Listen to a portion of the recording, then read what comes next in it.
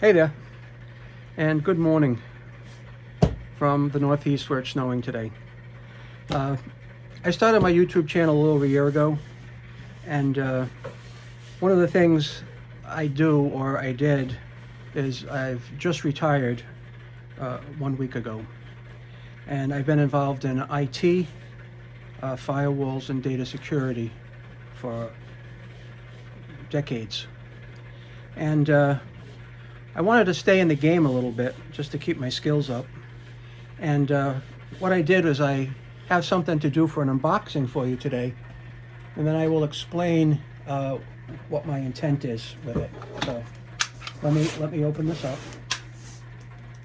We'll talk about it a little bit, tell you what I'm going to be doing upcoming. All right. Now, what I have in the box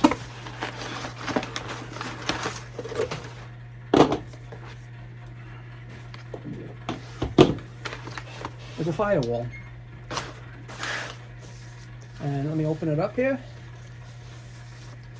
And what I bought was a Fortinet Fortigate Firewall. All right. This particular model is a Fortigate 61E. Basically, connection for a power supply, USB, console cable. You can have 2 WAN ports in here. Well, actually more WAN ports, but there's 2 WAN ports to find, WAN 1 and WAN 2. If you want to put a DMZ in to protect certain pieces of your network from traffic going from one side to the other, you would use a DMZ port. Or actually, if you know what you're doing, you can use any other ports. And a 7-port switch that can be put on VLANs, that can actually be DHCP. Different ports can go on different VLANs, different networks, and you can control all that with the FortiGate firewall GUI. Okay. So now, the reason I bought the 61E, okay, and I'll put a link in the description where I got these, is because the 61E is still under current sales and support until July of 2026. So that gives me about 2.5 years with these until they go their separate ways. All right. Now, I bought one, and I actually bought a second one. Same thing.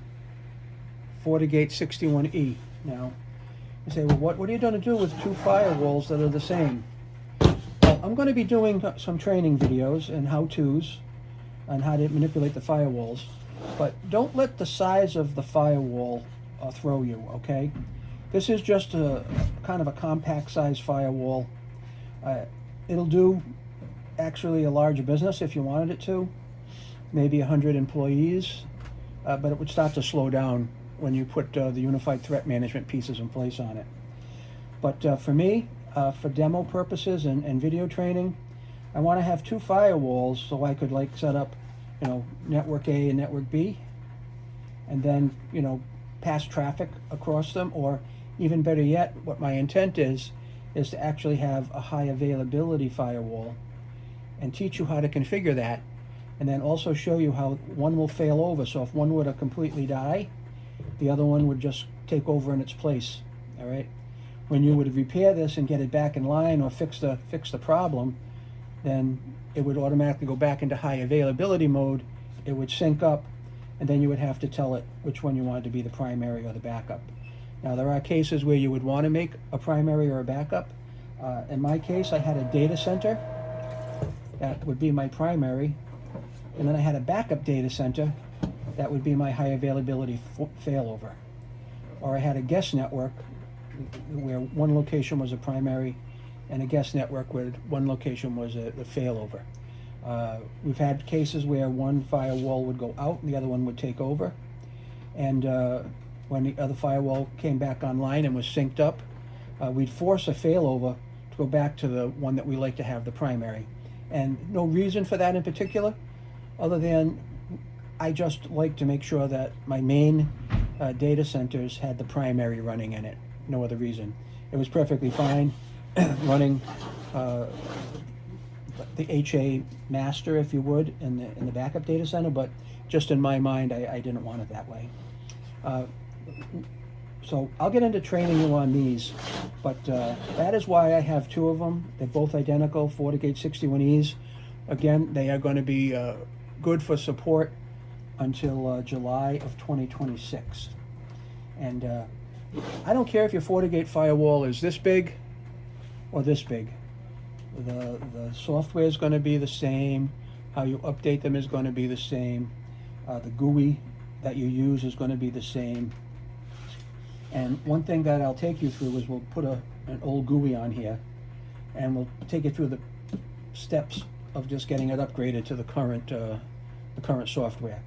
Keeping your software current is good because there's a lot of bug fixes, a lot of problems that get resolved, things of that sort. So what you want to do is make sure you keep that up to date all the time. Okay. So at this point here, you can initiate this over the cloud, and I'll show you both ways. And this one for some reason didn't come with its sticker on it, so somebody must have peeled that off, but it doesn't matter, because I typically will do it local, configure it locally. These are just play firewalls for me. They're not in a business situation, so in my case, it doesn't matter really what happens to them. But they're very compact.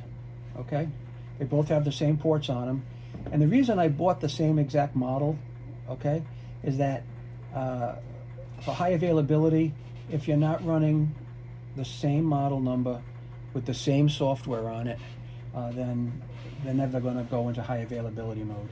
So let's say if this was a 60D and this was a 61E or F, you could try to get it in high availability mode, but it would never go in high availability mode. Now let's say I had a fully configured firewall and it's been running as long as I wanted it to.